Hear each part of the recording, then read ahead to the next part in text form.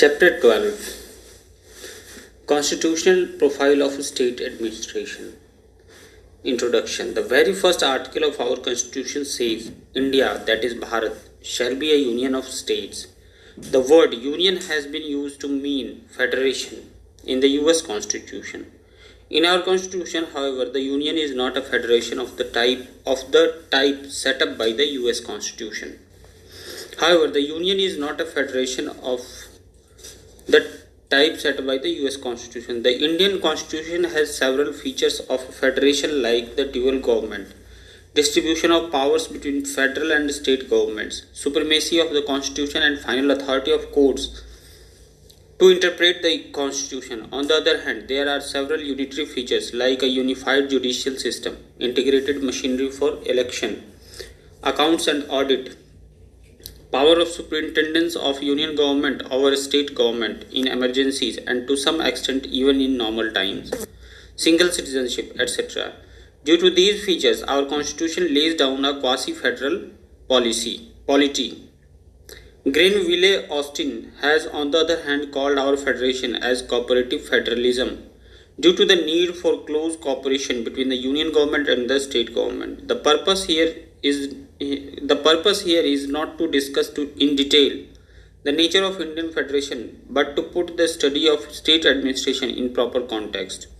It is therefore enough for us to note that our constitution envisages a two-tier structure of governance, one at the union or central level and other at the state level. The powers and functions of the central or union government and the state government are specified in the Constitution. The union and the state governments functions independently in their own sphere. Of course, there is an area of overlapping responsibility and there are certain powers of superintendence vested in the union government. In this unit, we will propose to study the functions assigned to the state governments in the Constitution and the way in which the state administration is organized to perform these functions. Powers of the state governments. As already mentioned, the union government and the state governments derive their powers directly from the Constitution. The Constitution has adopted a threefold distribution of legislative powers between the union and the states. Article 246, Schedule 7 of the Constitution enumerates the subjects into three lists. List 1 or the union list consists of subjects over which the union has exclusive powers for legislation. Similarly, list 2 or the state list comprises subjects over which the state has exclusive power of legislation. There is yet another list, list 3, known as the concurrent list, that comprises subjects over which both the union and states have powers to legislate. The residual powers are vested in union. We would now briefly discuss list 2 and list 3, which enumerates the subjects over which the state have jurisdiction either exclusively or concurrently with the union. State list. The state list comprises 61 items over which state have exclusive jurisdiction. Some of the important ones are public order and police, agriculture, forest, fisheries, public health, local government, etc. There are subjects of maximum concern to the people which can be further dealt with at the state level. These subjects are generally under the exclusive jurisdiction of the state, but under the following circumstances, the Parliament can legislate on these matters. Number 1. In national interest. Council of States by a resolution of 2/3 of its 2/3 of its member present and voting may authorize the Parliament to legislate on a state subject. Such authorization may be for 1 year at a time, but can be renewed by a fresh resolution. Second, under a proclamation of emergency, the Parliament may legislate on a state subject.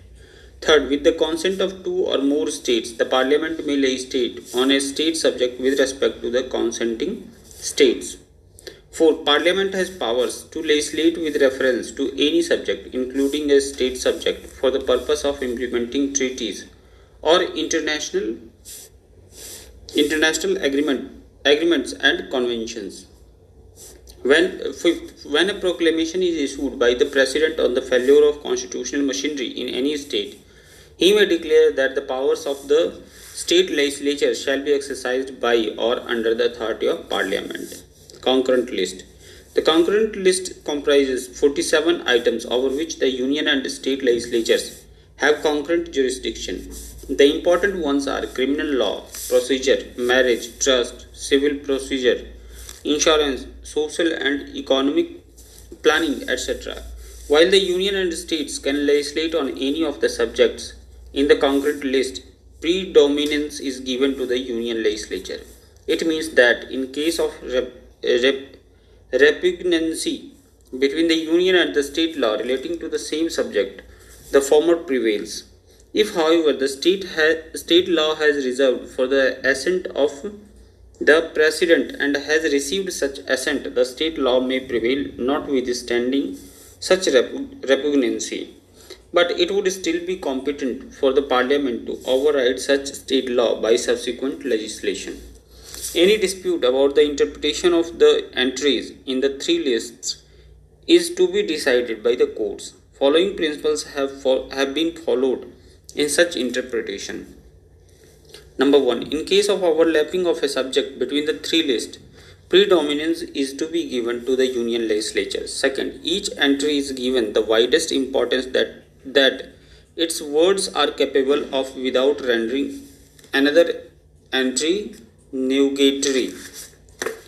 And third, in order to determine whether a particular enactment falls under one entry or another, its pith and substance is considered. Distribution of executive powers. In general, the distribution of executive powers follows the distribution of the legislative powers. It means that the state government has exclusive powers in respect of subjects in the state list. However, the executive power in respect of subjects in the concrete list ordinarily remains with the state governments, except in the following cases. Number 1. Where a law of parliament relating to such subjects vests some executive functions in the union. Example goes in Industrial Disputes Act 1947. Second, where provisions of constitution itself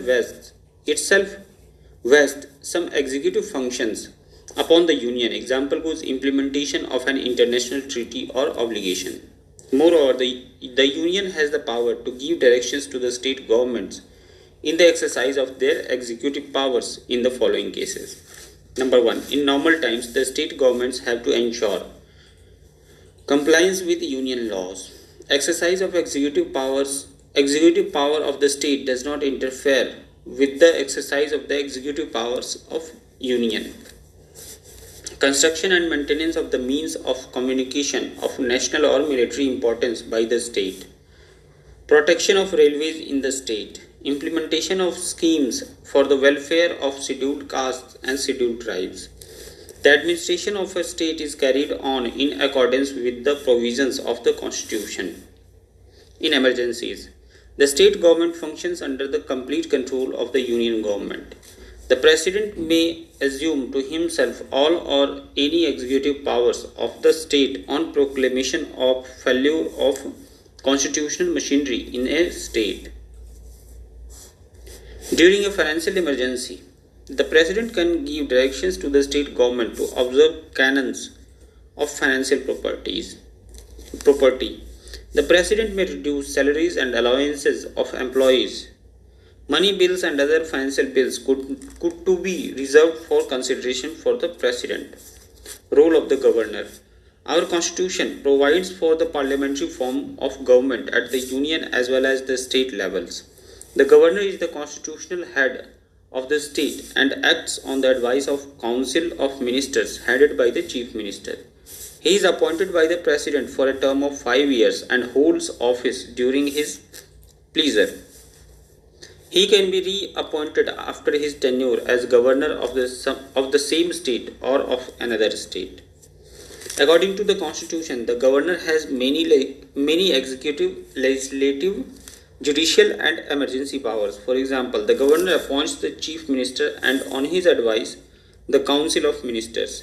He makes many other appointments like those of members of the State Public Service Commission, Advocate General, Advocate General, Senior Civil Servant, etc. In fact, the entire executive work of the state is carried on in his name.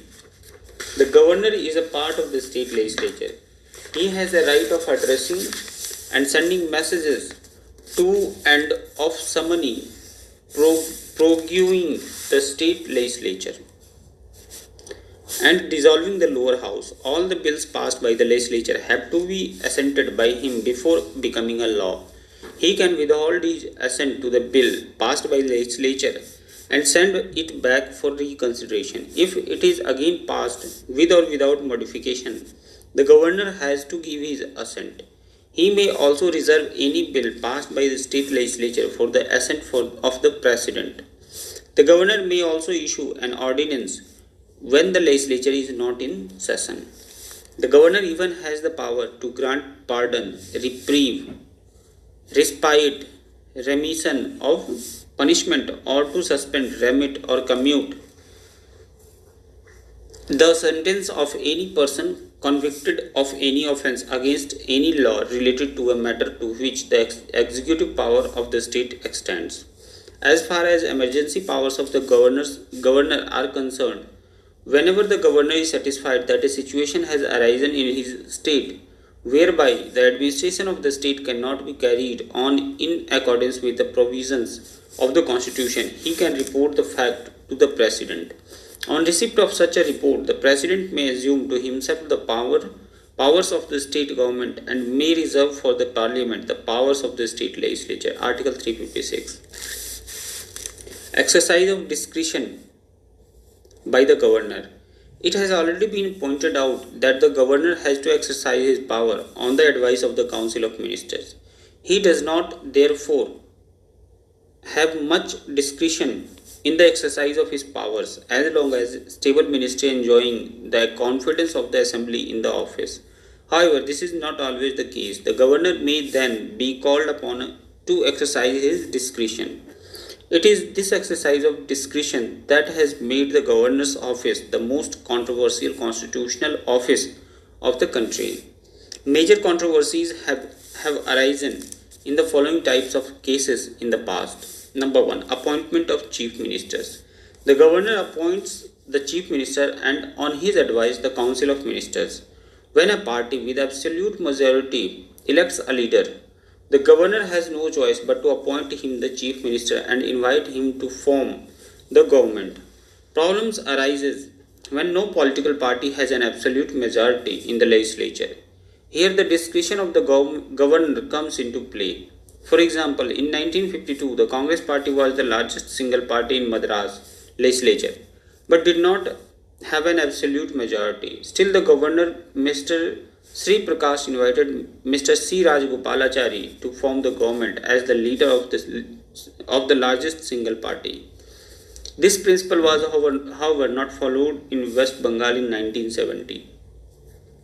The CPM, led by Mr. Jyoti Basu, was the single largest party in the West Bengal Assembly.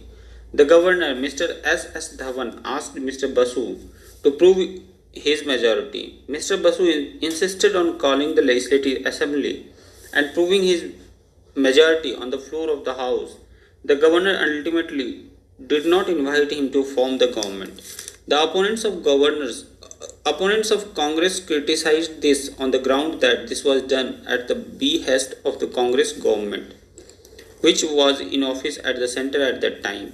These different criteria have been followed by different governors even in similar circumstances. Second, dismissal of a ministry. A chief minister and his ministry hold office during the pleasure of the governor, which is not subject to any scrutiny. However, the governor has to exercise his discretion judiciously. There is a general feeling that the governors have not done so. For example, the governor of West Bengal, Mr. Dharmveer, dismissed the Ajoy Mukherjee ministry in 1967 on the grounds that he did not call a meeting of the assembly within the time specified by the governor for proving the majority. The action was severely criticized by many jurists who felt that it was a wrong convention to establish.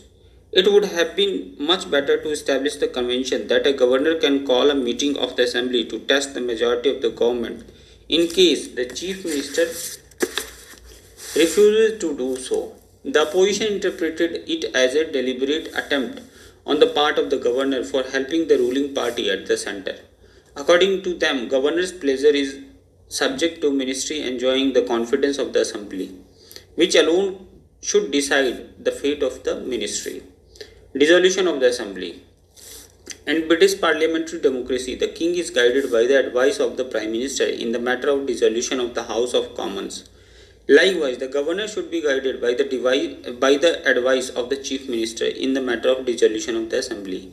Unfortunately, such a convention has not been established in India. For example, in 1967, the chief minister of Punjab, Mr. Gurnam Singh, advised the governor to dissolve the assembly. His advice was not accepted by the governor on the grounds that as long as it is possible to form a government, the assembly should not be dissolved. So, same thing happened to the advice of Mr. Charan Singh when he advised the governor of UP in 1968 to dissolve the assembly. In 2003, the chief minister of UP, Ms. Mayawati, advised the governor to dissolve the assembly, but the governor did not accept the advice on the ground that party in power had lost the majority.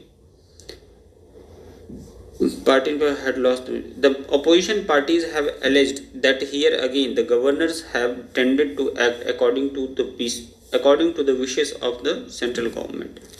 Use of emergency power.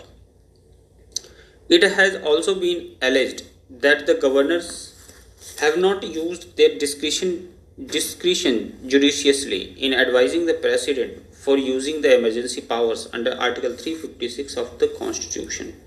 In 1959 itself, the governor of Kerala reported to the president that due to failure of law and order, the government of the state could not be carried on according to the provisions of the Constitution.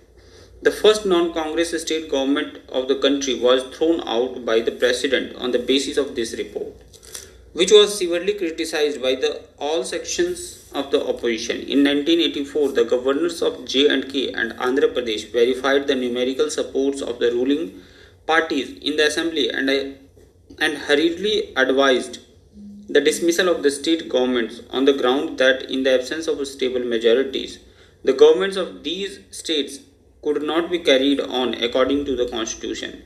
In either case, the majority of the government was not tested on the floor of the assembly. Moreover, in case of Andhra Pradesh, even the arithmetic of numbers proved to be incorrect. In these cases, there were often allegations also that their governors had tried to reduce the state governments to minority. General remarks. Thus, it appears that our constitution envisages a dual role of the governor. He is a constitutional head of the state government as well as representative of the president. The mode of appointment of the governor and his holding office during the pleasure of the president have tended to emphasize the second role of the governor, that is his role as a representative of the president.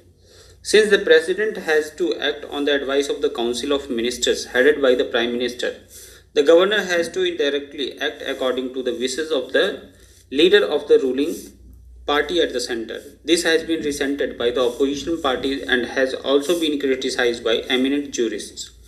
It has been argued that provisions regarding the appointment and termination of the governor have made him a tool of the ruling party at the center and not impartial head of the state. On the other side, it has been argued that the mode of appointment and termination of the governor has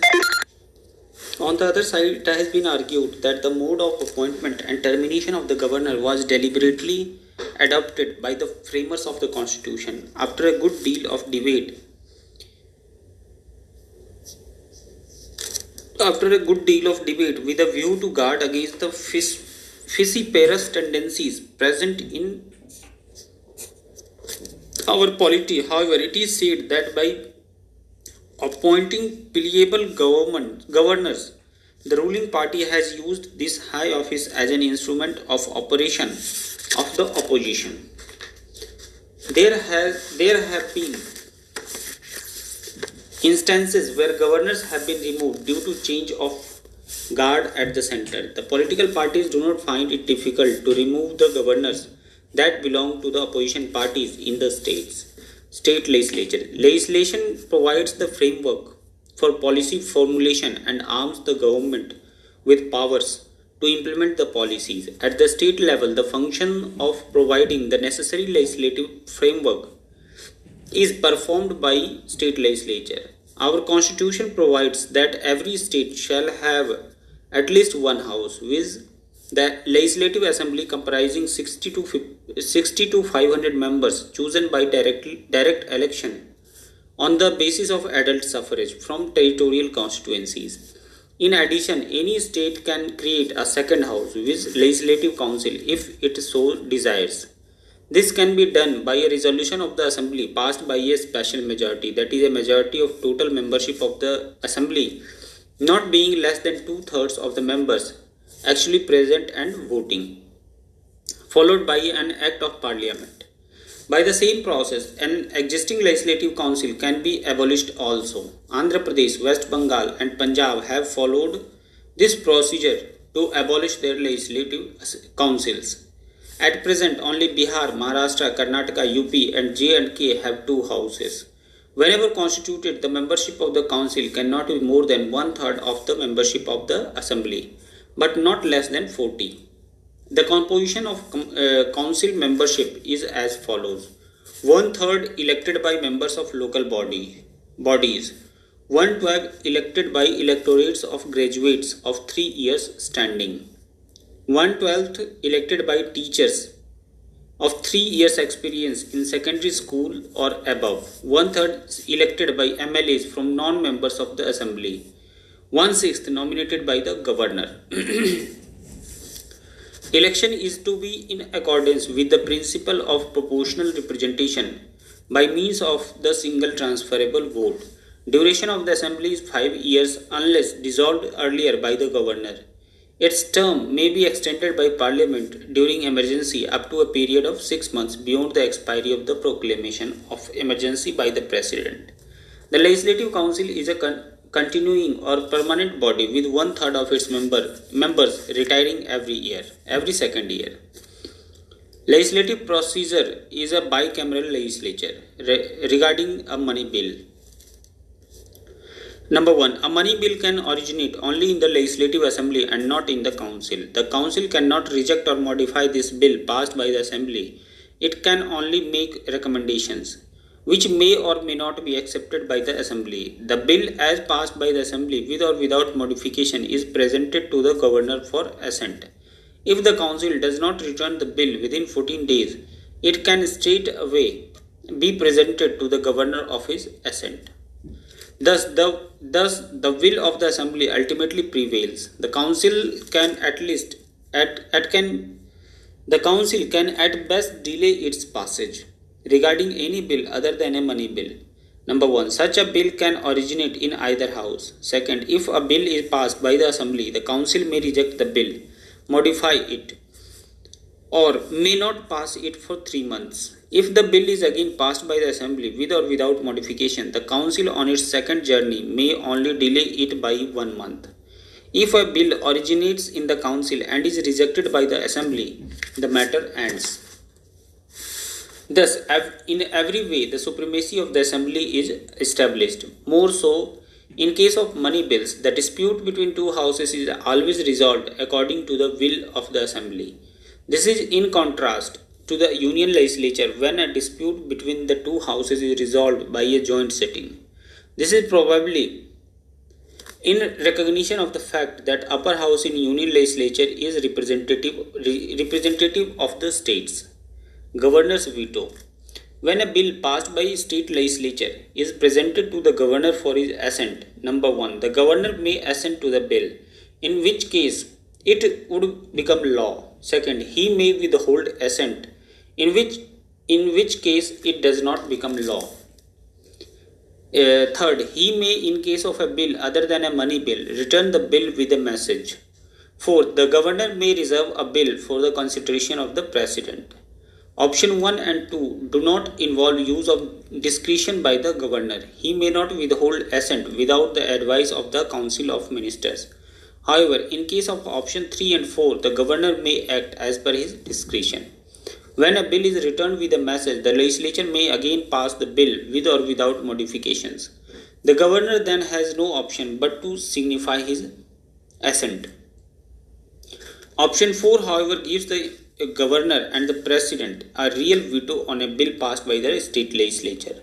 When a bill is reserved for the assent of the president, he may either declare his assent, withhold his assent, or return the bill to the state legislature with a message. The state legislature has to reconsider the bill within 6 months.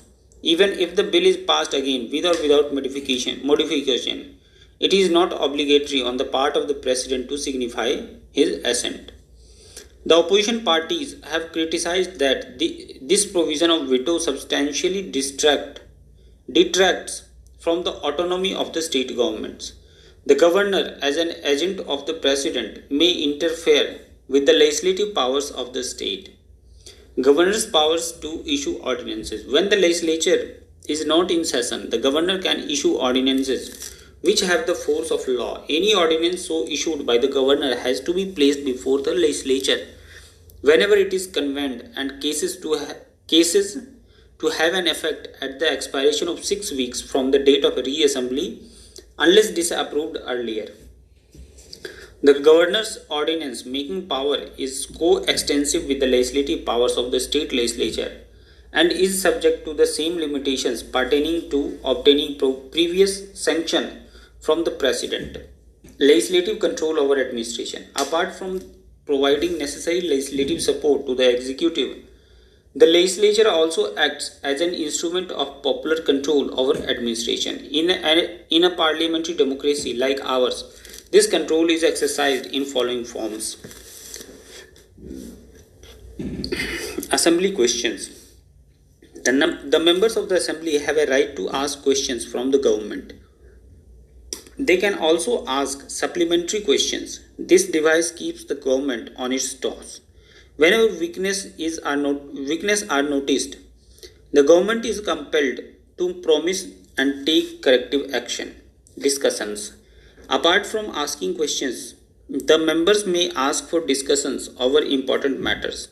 They may also bring forward call attention motion and the adjournment motions on important public matters. Even if such motions are not allowed, a lot of information has to be supplied by the government, and some discussion does take place. Here again, government is kept on a tight lash and has to answer the representatives of the people. Financial control by budget. No money can be raised, no expenditure can be incurred without a vote by the legislature. By controlling the purse strings, the legislature controls the programs and activities of the government.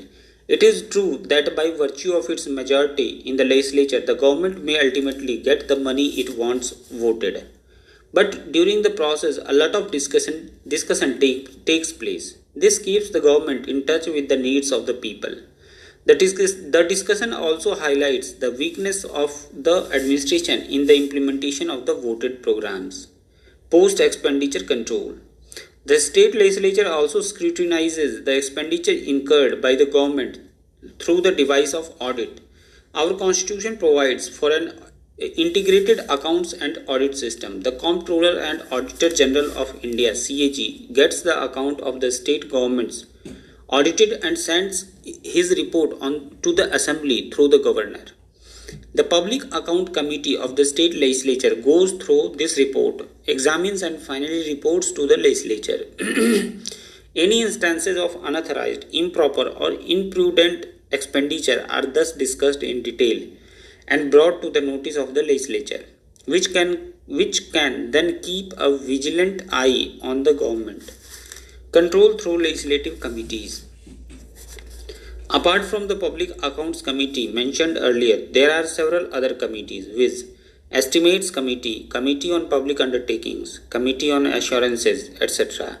These committees examine the various aspects of the working of the government and make useful suggestions.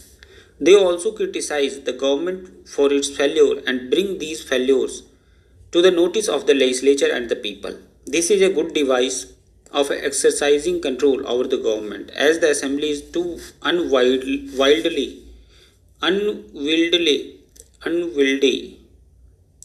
a body to examine the working of the government in details. Ministerial responsibility. The most important function of the legislature is to enforce the ministerial responsibility.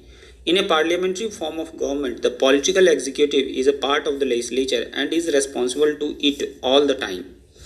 The government can be thrown out at any time by a vote of no confidence or even on being rejected on its budget or any of the substantive legislative measures. As the political executive is always responsible to the legislature, the administrators become indirectly responsible to it through the ministers. In spite of these controls, it is often felt that the administration is not responsive enough. On the other hand, it is argued that the legislative control, especially the one through audit, is too tight and take away the initiative of the administrators. State Council of Ministers. As already mentioned, the executive power of the state is exercised in the name of the governor, who is the constitutional head of the state. But the governor has to have a council of ministers with the chief minister as its head to aid and advise him. But for a few discretionary functions, the governor has to act on the advice of the council of ministers. It means that the real executive power is exercised by the council of ministers. The council of ministers are appointed by the governor on the advice of chief minister and hold office during his pleasure. It means that a minister can also be dismissed by the governor on the advice of the chief minister. On the pattern of the union government, ministers in the state governments are of following categories. Number 1, cabinet ministers, ministers of state, deputy ministers, parliamentary secretaries. In Government of India, only cabinet ministers attend the meetings of the cabinet. In the state government, however, all the ministers attend cabinet meetings, making discussion on serious matters rather difficult. For expeditions and efficient transaction of business, some states have adopted the device of forming cabinet committee. Some of these committees are standing committees, while some are ad hoc committees that are continued to deal with some specific problems. The system of cabinet committee is not so popular in the state governments as in the central government. Most of the important matters in the states are placed before the cabinet, which meets quite frequently. As per the recent 91st Constitutional Amendment Act 2003, the total number of ministers, including the chief minister, in the Council of Ministers in a state shall not exceed 15% of the total number of members of the Legislative Assembly of the state, provided that number of ministers, including the chief minister in a state, shall not be less than 12. Powers and functions of the Council of Ministers. The Council of Ministers is the highest policy-making body of the state government. It lays down policy in respect to all matters within the legislative and administrative competence of the state government. The Council also reviews the implementation of the policy laid down by it and can revise any policy in view of the feedback received during implementation. Since the Governor has to exercise his executive powers on the advice of the Council of Ministers and all the executive powers is exercised in the name of the Governor, there is no limitation on the powers of the Council except the following. Number 1. The limits imposed by Constitution and the laws passed by the Union and State Legislature. Second, self-imposed limits to exclude consideration of less important matters. Division of work into departments at the state level. According to the doctrine of ministerial responsibility, the Council of Ministers is collectively responsible to the State Assembly. It is, however, impossible for the Council to take all the decisions collectively. During the early British period, the administration of the state was carried on by the Governor in Council. At that time, most of the decisions were taken collectively because the number of decisions to be taken was not very large. With the passage of time, the scope of government activity increased and the matters that came up for the decision of the council also proliferated. proliferated. This led to the development of portfolio system in which the councillors were placed in charge of certain specified subjects, leaving only a few important matters to be placed before the whole council. The same system has continued after independence. Under our constitution, the governor has to make rules for the efficient conduct of business. The state governments have framed allocation of business rules, according to which the work is divided along different ministers. This division of work can be done on the basis of the functions or on the basis of clientele or on geographical basis or on the basis of the combination of these factors. Very often, the decision of work is decided on personal considerations rather than rational criteria. Most of the work in respect of subjects allotted to a minister is disposed of by the minister. However, according to the rules of business, some matters have to be reserved by the minister for consideration of the chief minister. These are called coordination cases. In these cases, the minister in charge of a portfolio records his recommendations and submits the file to the chief minister for his orders. Rules of business give a list of such cases. The chief minister may also reserve some cases or classes of cases for his orders. Presentation before the cabinet. These are important policy matters which have wide repercussions. Important cases of disagreement between two or more ministers are also brought before the cabinet for its decision. A list of such cases is given in the rules of business. In addition, the chief minister may require any particular case of any department to be placed before the cabinet. A few of the typical cabinet cases are given below. Number 1. Annual financial statement to be laid before the legislature and demands for supplementary grants. Second, proposals affecting state finance not approved by the finance minister. Exemption of important matters from the purview of the State Public Service Commission. 4. Proposal for imposition of new taxes, etc. Role of the Chief Minister. The Chief Minister performs some functions in respect of the state government as the Prime Minister does in respect of the Union government, although the real executive power of the state government rests in the Council of Ministers. The Chief Minister has acquired a very special role in the exercise of this executive power. He is not the first among equals, but is the prime mover of the executive government of the state. The Chief Minister is appointed by the governor and holds office during his pleasure. However, when a single political party has an absolute majority in the assembly, the governor has only a ceremonial role in these matters. He has to invite the leader of the majority party to form the government and cannot dismiss him as long as he enjoys the confidence of the assembly. The only exception probably may occur when the majority party changes its leader in the assembly. Of course, the governor does have some discretion in these matters during periods of the instability when no single party can claim an absolute majority in the assembly. Powers of the Chief Minister in relation to the Council of Ministers. The Chief Minister is the leader of the Council of Ministers. With the passage of time, the position of Chief Minister has strengthened vis-a-vis his Council of Ministers. He has to assign portfolios among his ministers and can change such portfolios when he likes. He plays a coordinating role in the functioning of his Council of Ministers. He has to see that the decisions of the various departments are coherent. He has to lead and defend his Council of Ministers in the Assembly. In short, he has to ensure the collective responsibility of the Council of Ministers to the State Assembly. The Chief Minister sets the agenda for the Cabinet and greatly influences its decisions. He takes decisions on important matters of coordination, even though these are allotted to individual ministers. Moreover, the governor appoints the Council of Ministers on the advice of the Chief Minister, and the ministers hold office during the pleasure of governor. As a result of these provisions, the minister in fact holds office during the pleasure of the chief minister. This power of dismissing the ministers at will and the power to change their portfolios are greatly strengthened the power of the chief minister in relation to his ministers and ultimately the council of ministers. It must also be realized that the power of the chief minister in relation to his council of ministers also depends on political conditions prevailing in the state.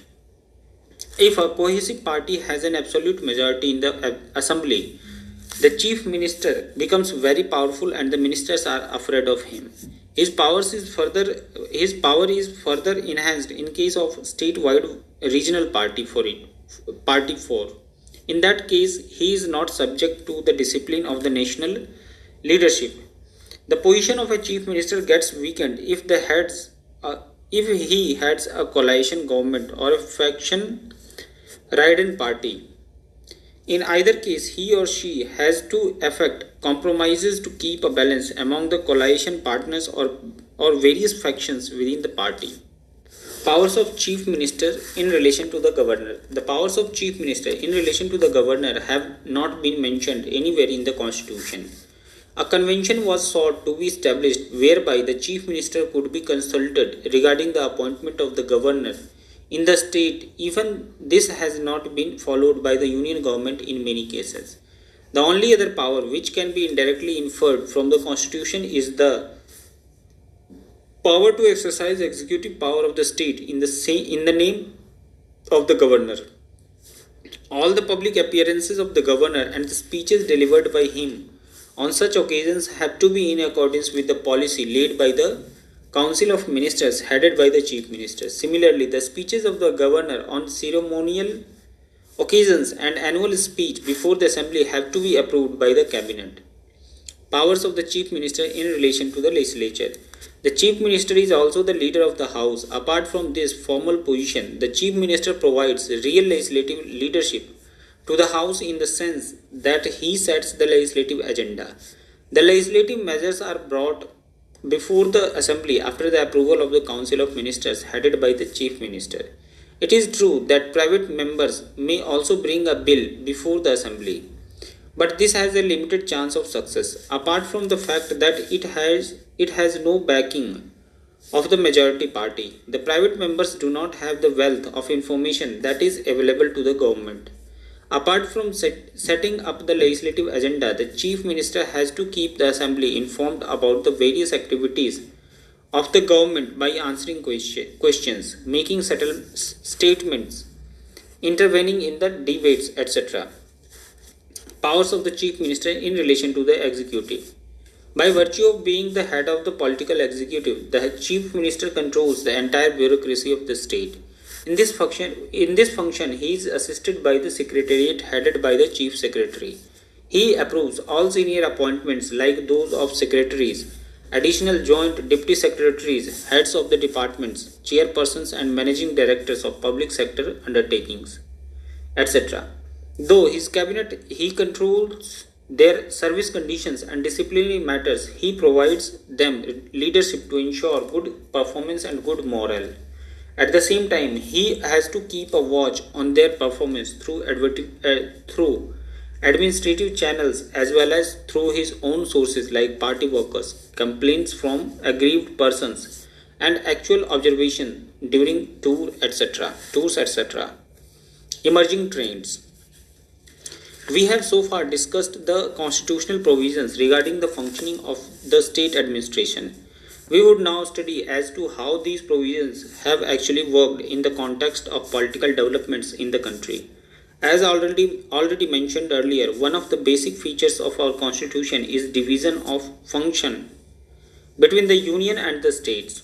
The scheme of division itself is biased towards the union and gives greater financial and administrative powers to it. Over time, the union has emerged stronger. In this connection, following deserves notice. Number 1. The union government has more lucrative source of revenue.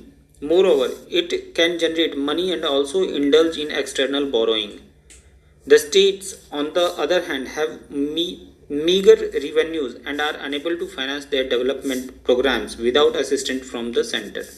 In a way, it has helped weaker states to get more resources, but has also given a handle to the union to discipline the states which do not fall in line with its thinking. This has to a great extent undermined the autonomy of the states. Such a trend is visible even in federations like the USA. Second, the establishment and functioning of a non-statutory body like Planning Commission has tended to strengthen the union vis-a-vis the state. The discretionary grants of the Government of India are given on the recommendations of the Planning Commission. Many schemes of the state government require clearance from the Planning Commission. The 5-year plans and annual plans of the states are decided according to the priorities laid down by the Planning Commission and with their consultation and concurrence. This has severely undermined the autonomy of the states. Third, for a long time the Congress governments remained in power at the union and also in the states. In addition to the constitutional discipline, there was the party discipline, which kept states almost in subordination. With the emergence of the non-Congress governments, example goes the Bharatiya Janata Party at the center as well as in many states, this trend is now changing.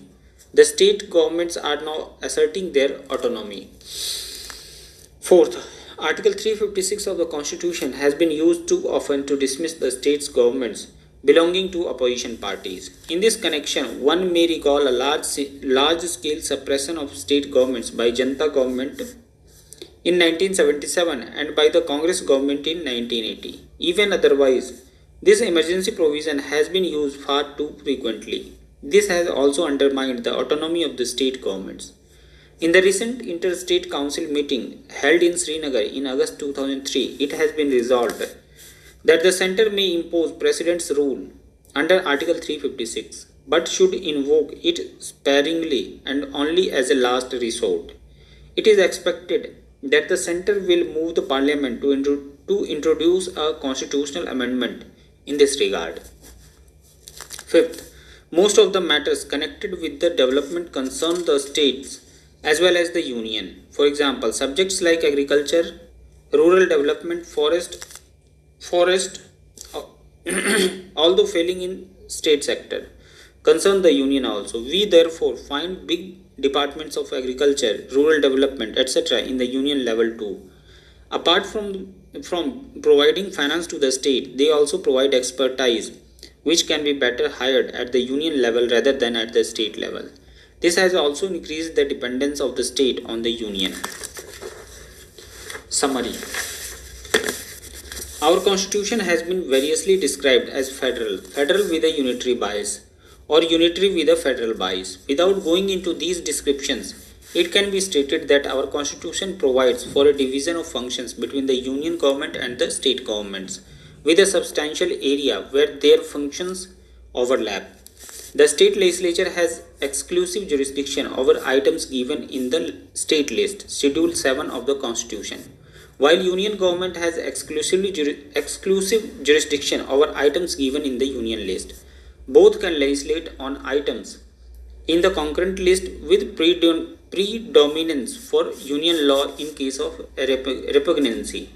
In general, the distribution of executive powers between the union and state governments follows the distribution of legislative powers as given in the union and state lists. However, with some exceptions, the executive powers in respect of concurrent lists vests in the state governments.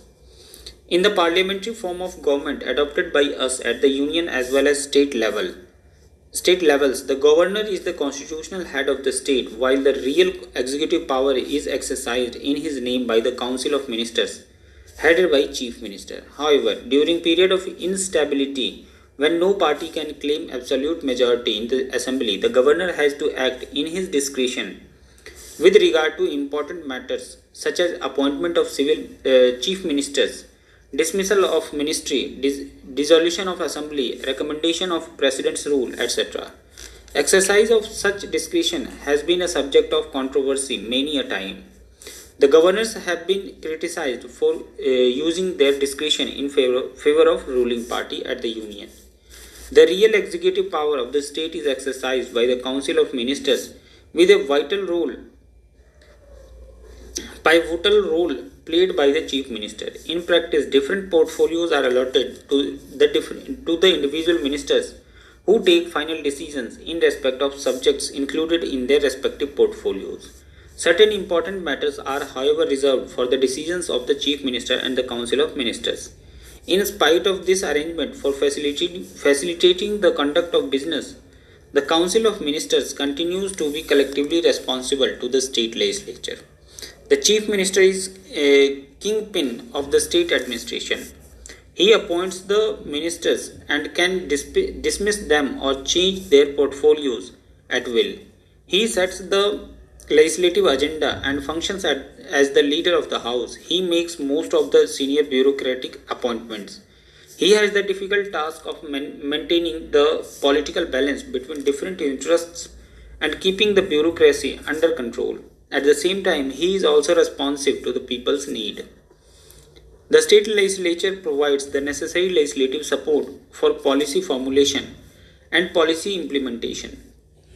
It exercises control over the executive by various devices like assembly questions, discussion, call attention, and adjournment motions.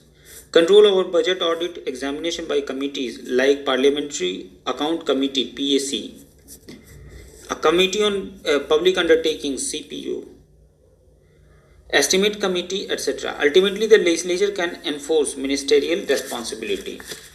The working of the Constitution over time has tended to strengthen the union or central government vis-a-vis the state governments.